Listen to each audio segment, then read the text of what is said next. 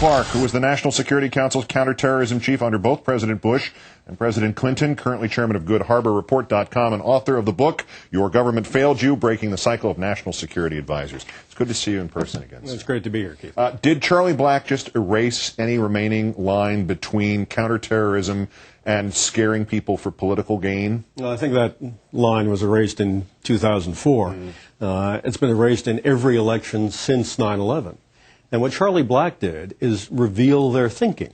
Not that they wanted a terrorist attack, but that they do plan to run by scaring us. They're using the same playbook they've been using for years because it works. And if McCain is sincere in saying that he's shocked that there's gambling going on in his casino, then he ought to fire Charlie Black. I mean, Charlie Black ought to be gone tomorrow morning, so that we can say once and for all that this campaign is not going to be a campaign about fear and about saying that one guy is soft on terrorism and if you vote for him there'll be another terrorist attack.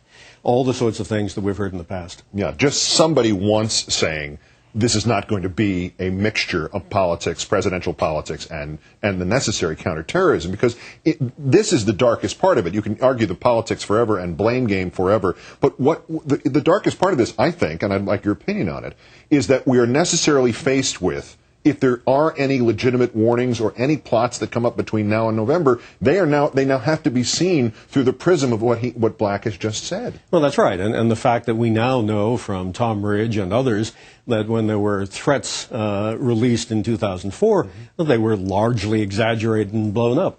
So we're now in a situation where the American people won't believe a warning if there were a real one. But McCain can stop all of that. He can stop talking about Hamas has endorsed Obama. He can stop all of these sort of innuendos and go to the issues-based campaign he said he was going to do. And the way he does that is by tomorrow morning announcing the resignation of Charlie Black and saying that he wants to run on the issues and not as the scare candidate, not as the scaremonger, not as the scarecrow. Does he take a hit one way or the other because this does, to some degree, reflect that intangible that he is running on, judgment in crisis relating to national security? I mean, this was the comments that he made about Bhutto, that Charlie Black made about Bhutto's assassination, that this helped them in New Hampshire, are pretty damn stupid, because obviously this suggests to terrorists, whether they had any intention or not, that they can materially affect American politics and get whoever they want, perhaps, elected, and all sorts of other matters. And in addition to the point we were just making, which is this re-injects this idea of we will say something that could conceivably mean that the next terror alert is ignored or viewed utterly cynically. What kind of judgment is it? And is that part of the judgment process about somebody's judgment? Where you say, well, look, you have this man working for him, and clearly he does not know when to keep his big mouth shut. Well, Charlie Black knows a lot about politics, but he doesn't know much about terrorism. If he did, he would know that Osama bin Laden, Ayman Zawahiri, and all the al-Qaeda leadership watch U.S. politics very closely. We've even had cases where in interviews, bin Laden quoted opinion polls from European public opinion polls. So, yeah, they understand that they can manipulate politics, as they tried to in the Spanish election with the attacks there. And to say, yeah, you can manipulate our politics, come and do it, is an invitation that the McCain campaign shouldn't be anywhere near.